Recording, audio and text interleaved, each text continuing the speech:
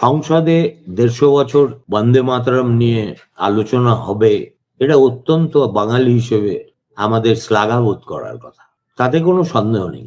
আর এই যে বিতর্ক নিয়ে আজকে সংসদে নানা ধরনের মন্তব্য শোনা গেল, সেটাও নতুন কিছু নয়। বন্দে মাতরম নিয়ে বিতর্ক যবে থেকে গানটা সম্ভবত লেখা হয়েছে তবে থেকেই, এবং সেই বিতর্ক এড়ানোর জন্যই রবীন্দ্রনাথ ওই প্রথম দুটি স্তবককেই বেছে নিয়েছিলেন জাতীয় গান হিসেবে, জওহরলাল নেহেরুর অনুরোধ রক্ষা করে। কি বলেছিলেন নেহেরু? তিনি এই বন্দে মাতরম গানটির মূল্যায়ন করার ভার সর্বশ্রেষ্ঠ লোকের কাছে সঁপে দিয়েছিলেন, তার নাম রবীন্দ্রনাথ।